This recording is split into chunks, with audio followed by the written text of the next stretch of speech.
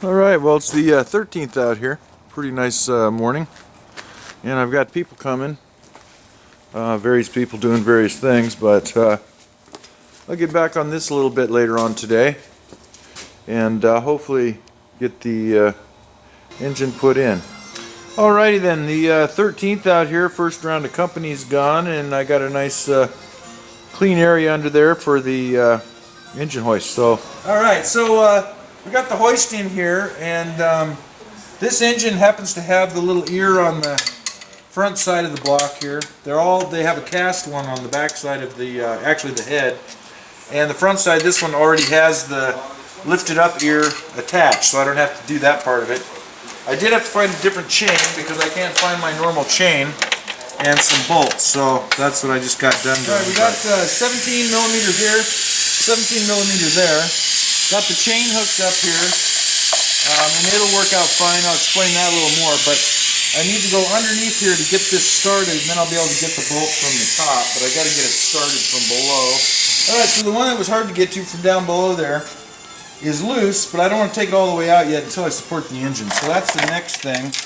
And you can see I've got a super long chain here. There is a method to that madness which will come into play later. Get the other one out, and we'll go for this one.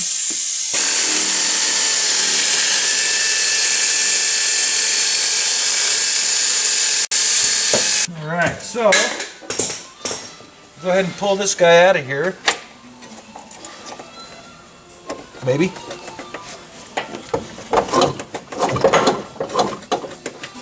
Okay, it's a long-winded little guy, but it's threading out of there, so it'll come out of there. Alright. I guess while I'm in here, I could show a difference. One way to tell these cars, if it's a 4-speed or a 5-speed in these old Rabbits, and that is this mount on this end, right here. You can see the mount has 4 bolts running down from the top into the housing of this transmission.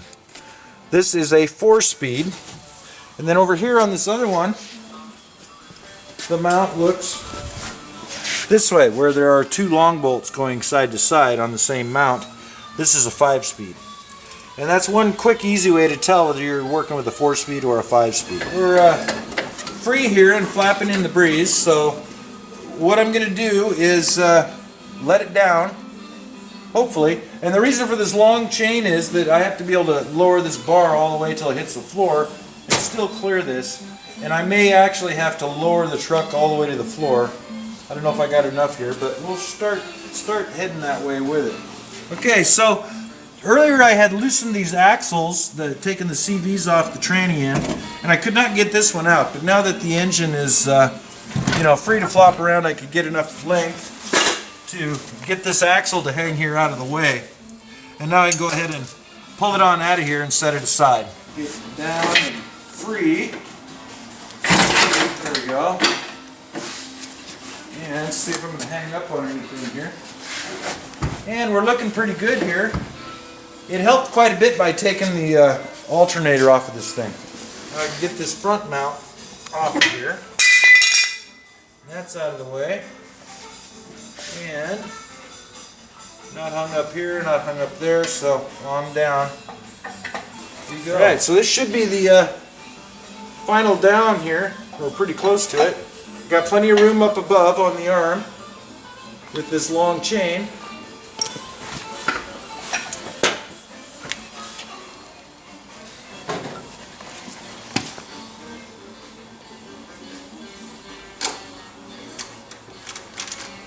Got a little bit, there we go. Alright. I'm on the floor. At this point, then we'll just have to jack the front of the truck up a little bit to pull that engine out of there. And we'll slide the turbo diesel underneath and reverse procedure.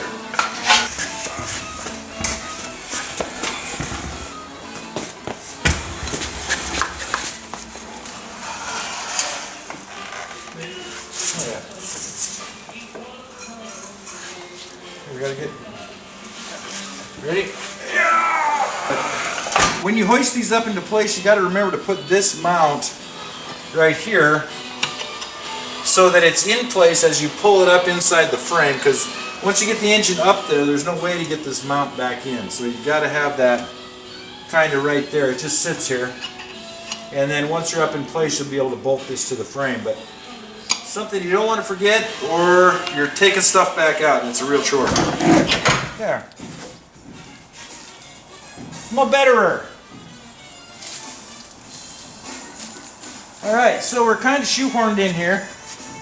We got this mount up into where it belongs. The other one is still hanging down, but this one's actually too high. So I'm going to drop this down a little bit, shove this mount bolt in, then go ahead and lift the engine up into place on the far one, and we'll be suspended by the two end mounts. And at that point we can figure out some stuff. Go. Saturday the 13th of February out here at the Beetle Barn. Thanks for watching.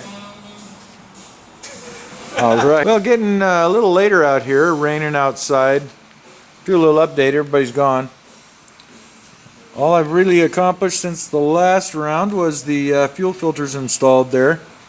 And the rear mount is installed. And that's about it. And I've done some looking at it. And thinking about it. But I'll address a few more things, come back. Alright, you can hear it's raining and it's dark out. What I should talk about is what I haven't done at this point, and that would be what's not done yet. The temperature gauge is not hooked up. The little truck here has two wires. Sending unit on this other later engine only has one sending unit, and it talks in the book about some of them have two, some have one, but only one is used.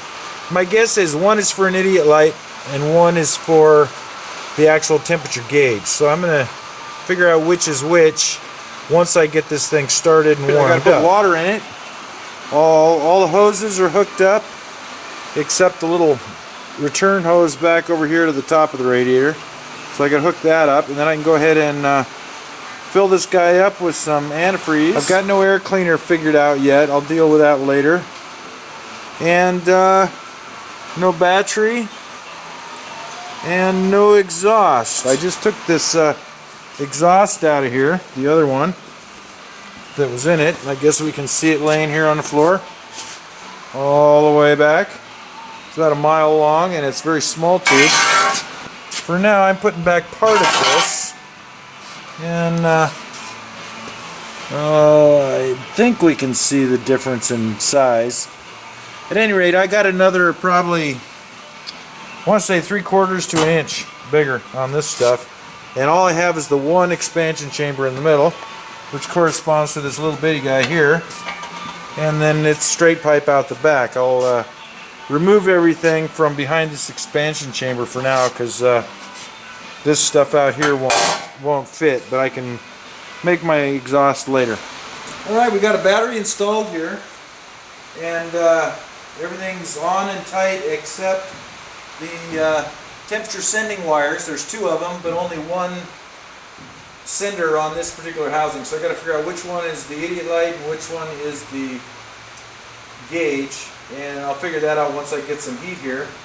But I need to fire it up and run it till at least the thermostat opens and the water circulates and get stuff moved around.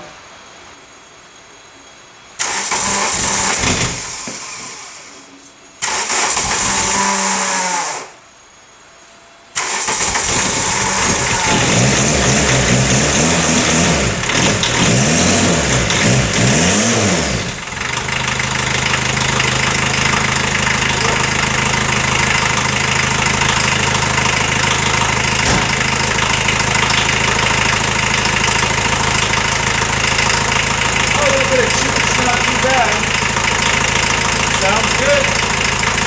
This ought to be a nice running truck when it's all said and done. We'll have to wait to see.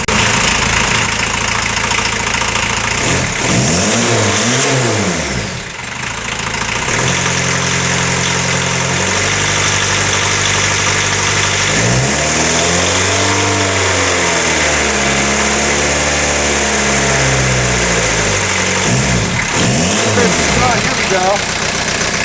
I can see it dripping down in back there. from above, so that may actually be a diesel leak, a fuel leak out of this pump. So I'm going to have to figure out where that's coming from.